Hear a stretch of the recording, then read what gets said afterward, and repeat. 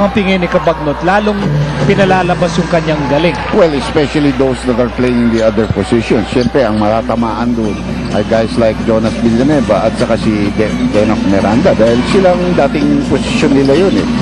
Kaya nakuha nito. But doon naman sa coaching staff, how can you argue with success? That's right. Here's Freeman. Challenged by Rudy Hatfield, but the basket is good. Plus a foul coming from Rudy Hatfield. Well, a hell of a shot there by Gabe Freeman, you know. He took the contact here. Rudy Hatfield was timing it. There you can see him on the arm. And a terrific shot, despite the collision in midair, for a possible three-point play. So first personal foul laban kay Rudy Hatfield. Most coaches would probably have taken Freeman out of the game because he picked up 2 fouls in a space of about, with still a lot of time left in the first quarter. But Coach Pankinson, you know, not too much pressure because of the fact that his team is way ahead in this conference, keeps him in the ball game. Strong move by Meng. And it's going to be a foul on Pinisi. And speaking of fouls, yan na siguro ang pinaka malinaw na weakness sa laro ni Gabe Freeman. His penchant for picking up a lot of fouls early. I'm sure that a lot of people probably are telling him sometimes you have to be little less aggressive. But if you take it away, then that's not his game. So what are you going to live with? Him playing 75% of what he does or 100%, even if he gets into foul trouble, as long as he continues to deliver the 18, 20, maybe 25 points and 15, 16 rebounds, the aggressiveness that really gets that San Miguel team going.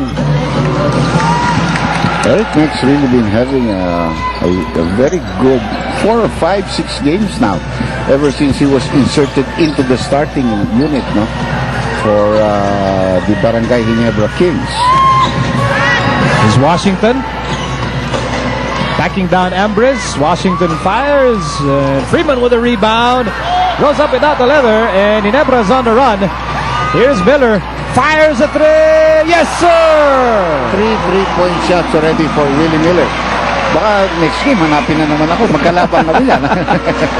In the meantime, let's send you to Leah Cruz. All right, thanks, Miko. I got the keys to winning for both coaches in this ball game. For Barangay Ginebra coach Jong Yuchigo, it's all about minimizing their mismatches and being efficient on both ends of the floor to beat the #1 team in San Miguel that has been playing so fluidly and has been together for so long. The exact opposite of what Barangay Ginebra is going through now. Now, on the other end, for San Miguel, Coach Sean wants to play good defense. Ginebra is #1 in second chance and fast break points, and he wants to execute in the half court because when Ginebra forces teams to play half court, they usually play out of sorts and take bad shots. Miko and Dr. J.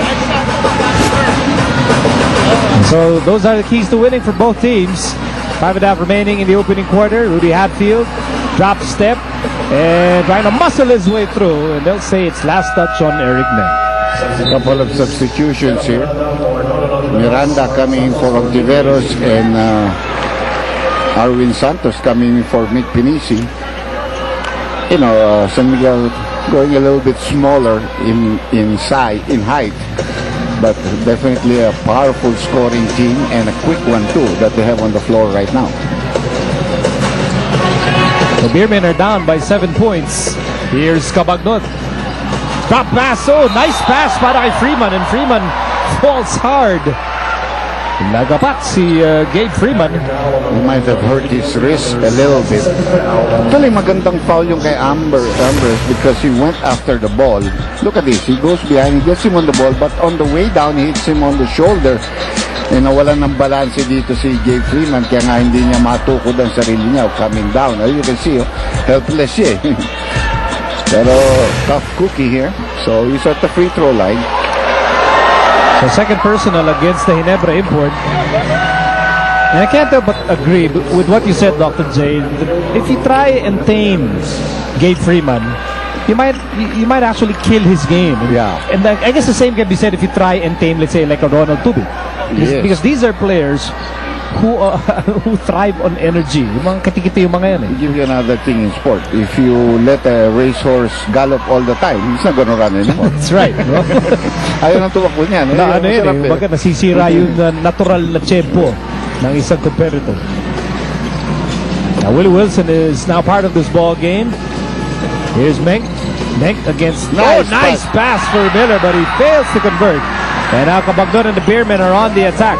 They're down by 5 points. Denok Miranda cannot find an opening, sends it back out to Cabagdon, and now he'll direct the offense. 13 to shoot. Arwin Santos is in motion. Freeman against Willie Wilson. Advantage here, Gabe Freeman, but he gets bumped.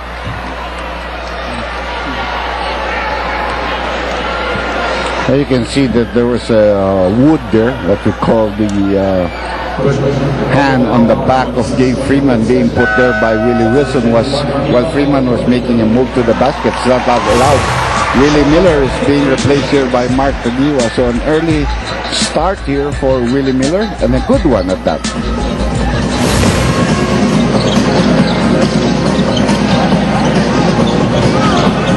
Miranda outside Cabagdon. Shot clock down to 4. Shot clock down to 1. A long three-pointer by Arwin Santos. There's a putback slam from Jay Washington. That's his first 2 points of the ball game. Cabagdon practically kept that ball alive. His shot there was close to being an assist because he knew his teammate was on the opposite side. So if should he miss, meron naman akong tagasalo. Meantime, Meng really makes a living in the shaded lane. Meng now with 8 points in the opening quarter. Ginebra still up by 5. And Washington misses the 3. And the Fast and the Furious are on the court together with Mr. Fearless, and Denok Miranda gives up a foul. I think a pretty good foul at this stage. He's not in foul trouble. They're not in team foul trouble. You don't want them running and getting a layup. And take a look at this Yakult slam dunk. Wow, perfect putback slam. Jay Washington, that's a Yakult slam dunk. Might not be the last for this game. We do have a lot of high flyers in this contest, and a nice turnaround by Eric Meng, and he's in double figures. Well, he's really come alive for the Barangay Ginebra Kings. 10 points already in this ball game. You remember the other game against Alaska? He was the sole big man in the last few minutes. Oh, nice move. Beautiful move. That stutter step and then the use of the glass there. Washington has got 4. 5-point lead for the Kings. High-scoring first quarter at this stage. And we're not watching Phoenix either. Here's Hilterbrand. Fakes. Goes up without the ball. And Willie Wilson retrieves it for Ginebra. Wrong and interception. And Arwin Santos. Well, you're asking for a dunk here. You're going to get it. You're asking for it. Para bumuelo talaga si Arwin Santos. Made sure he can get a nice clean slam dunk to cut down this Ginebra lead to just 3 points, 22-19.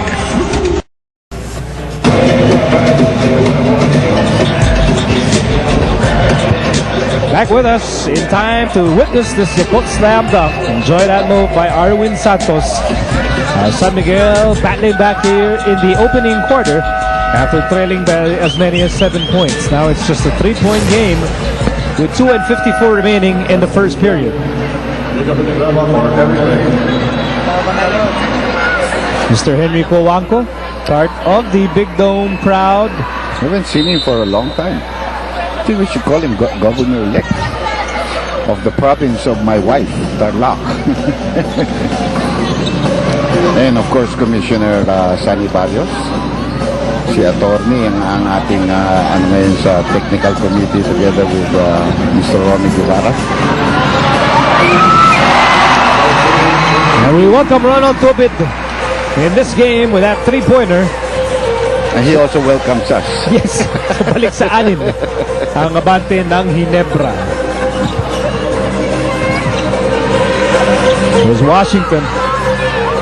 Biglang uminit ito pagkatapos ng slam dunk. Parang kinanahan. No? There's one more new face on the floor. Inigo Villanueva is in para sa Ginebra. And here's Kagiwa going for a jackknife, and 2 free throws here for Mark the Spark Kagiwa. Look at that backcourt plus the small forward ng Ginebra. All of those guys are scorers and they're quick. We're talking about Mark Kagiwa, Willie Miller now the point, and you have Tobid playing the small forward position. All of those are scorers. Nico